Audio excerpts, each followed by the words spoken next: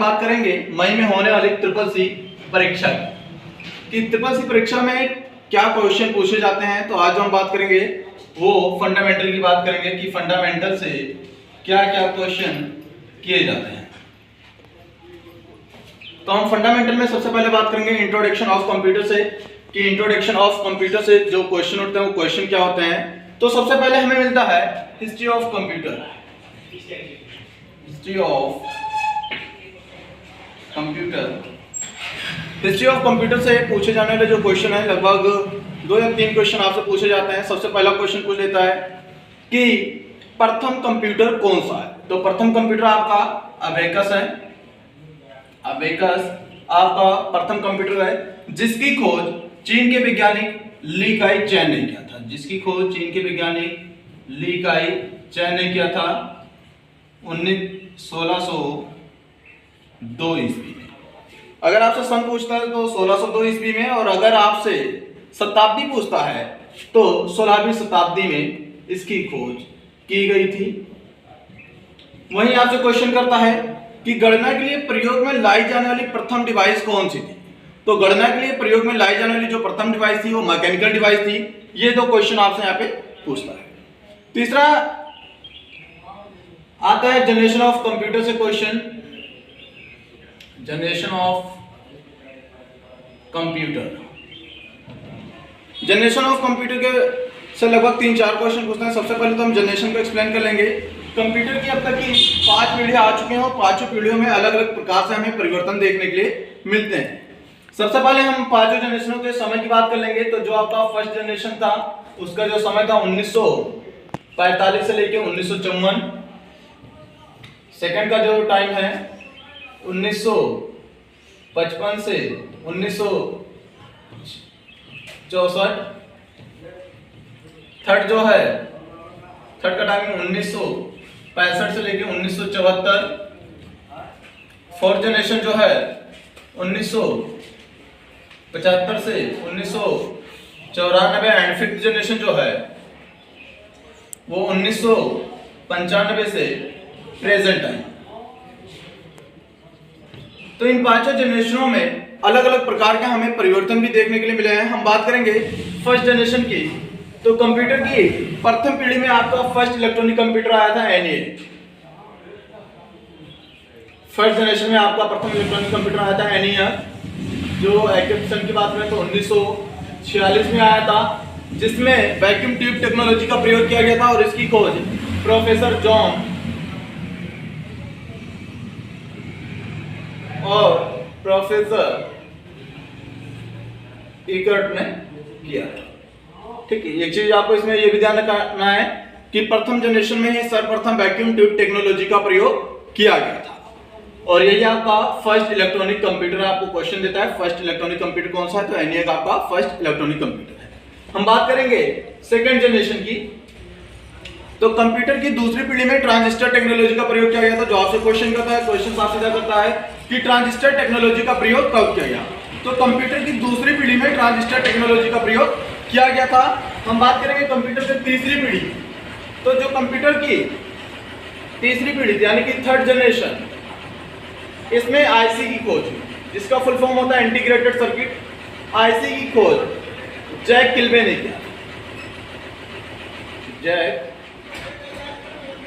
किल्बे ने किया था, जिन्हें सन 2006 में नोबेल पुरस्कार से सम्मानित भी किया गया था। ये हो गया आपका चौथा जो आता है आपका फोर्थ जनरेशन। आपके फोर्थ जनरेशन में आपका फर्स्ट माइक्रो कंप्यूटर आया था। माइक्रो कंप्यूटर आपका जो आया था 1972 में आ गया था, लेकिन इसे फोर्थ जनरेशन में रखा गया। अगर जनरेशन नहीं था तो फोर्थ जनरेशन आपको आंसर लगाना है। वहीं हम बात करें फिफ्थ जनरेशन की। तो कंप्यूटर की 5वीं पीढ़ी में कंप्यूटर इंटेलिजेंट आर्टिफिशियल का प्रयोग किया गया था, जिसमें ये अपने खुद के आईक्यू का इस्तेमाल करता है। ये तो क्लियर होगा हमारा जो हिस्ट्री एंड जनरेशन है। हम बात करेंगे आगे टाइप ऑफ कंप्यूटर। तो जो आपका टाइप ऑफ कंप्यूटर है, टाइप ऑफ कंप्यूटर, तो इसे सबसे पहले 2 श्रेणियों में बांट दिया गया है। एक type of uses and type of size. तो टाइप ऑफ यूजेस की हम बात करेंगे, यानी कि अनुप्रयोग के आधार पे।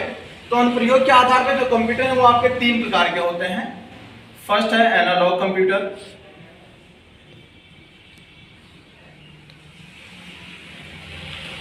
सेकंड जो है वो है डिजिटल कंप्यूटर,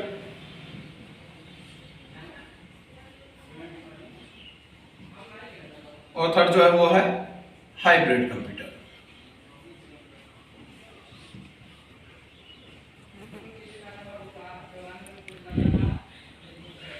और जो इसमें है टाइप ऑफ साइज में 4 प्रकार के होते हैं। माइक्रो कंप्यूटर,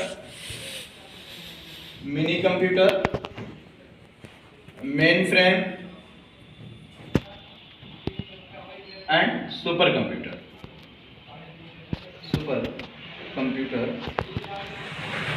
सुपर कंप्यूटर को आपका परम 10,000 भी कहा जाता है। इस चीज को आपको ध्यान रखना है कि सुपर कंप्यूटर को परम 10,000 भी कहा जाता है। इसमें जो क्वेश्चन करता है, ध्यान रखना है कि अंकगणितीय कार्य के लिए किस कंप्यूटर का प्रयोग किया जाता है। तो डिजिटल कंप्यूटर का जो प्रयोग है वो अंकगणितीय कार्य के लिए किया जाता है, जो बाइनरी नंबर सिस्टम पे आधारित होता है। अगर हम एनालॉग की बात करें तो किसी भी चीज को मेजर करने के लिए, मापने के लिए एनालॉग कंप्यूटर का प्रयोग किया जाता है। जैसे ताप, तापमान, प्रेशर इत्यादि को जो मापने का कार्य करता है वो आपका एनालॉग करता है। जो आपको टाइप ऑफ साइज से करता है वो सीधा सा क्वेश्चन करता है कि सबसे छोटा कंप्यूटर कौन सा है। तो जो माइक्रो कंप्यूटर है वो आपका सबसे छोटा कंप्यूटर है। ये हमारा टाइप ऑफ कंप्यूटर खत्म हो गया। हम बात करेंगे कंप्यूटर सिस्टम की। तो कंप्यूटर सिस्टम से जो क्वेश्चन बनते हैं, डायरेक्टली क्वेश्चन की बात करें क्योंकि वीडियो काफी लंबा होता जा रहा है। तो इसमें आपसे क्वेश्चन कर लेता है, बीजे का फुल फॉर्म पूछ लेता है आपसे। बीजे का फुल फॉर्म तो विजुअल ग्राफिक एरिया होता है। इसमें एक चीज आपको ध्यान रखना है, इसमें जो मोस्ट इंपोर्टेंट क्वेश्चन करता है वो मदरबोर्ड से करता है। मदरबोर्ड से करता है। मदरबोर्ड क्या होता है? मदरबोर्ड आपके कंप्यूटर सिस्टम का एक मुख्य भाग होता है जिससे कंप्यूटर के सभी इलेक्ट्रॉनिक कंपोनेंट्स जुड़े होते हैं। आपके कंप्यूटर का कोई भी पार्ट्स हो, एनी पार्ट्स, वो सब जा करके आपके मदरबोर्ड से जुड़े होते हैं। आपसे क्वेश्चन कर लेता है कि हार्ड डिस्क या रैम या सीपीयू किससे जुड़े होते हैं। तो ये सभी लोग जाके आपके मदरबोर्ड से ही जुड़े होते हैं। इसमें आप लोग कंफ्यूजन में लगा देते हैं कि हार्ड डिस्क सीपीयू से लगा होता है। नहीं, सीपीयू भी मदरबोर्ड से ही लगा होता है। हम बात करेंगे सीपीयू की। सीपीयू क्या है? तो सीपीयू एक प्रोसेसिंग डिवाइस है जो हमारे द्वारा दिए गए इनपुट पर प्रोसेस कर उसका हमें आउटपुट देता है। सीपीयू से जो आपसे क्वेश्चन पूछा जाता है, क्योंकि आप पहले से जानते हैं कि सीपीयू एक प्रोसेसिंग डिवाइस है। सीपीयू से जो क्वेश्चन बनता है कि प्रोसेसर की प्रोसेसिंग स्पीड को किसमें मापा जाता है? तो प्रोसेसर की प्रोसेसिंग स्पीड को मिप्स में मापा जाता है, MIPS, जिसका फुल फॉर्म होता है मिलियन इंस्ट्रक्शन पर सेकेंड। फिर वही क्वेश्चन करता है कि सीपीयू का सबसे मुख्य भाग क्या है। तो सीपीयू का सबसे मुख्य भाग जो होता है वो होता है ALU, जिसका फुल फॉर्म होता है अरिथमेटिक लॉजिक यूनिट।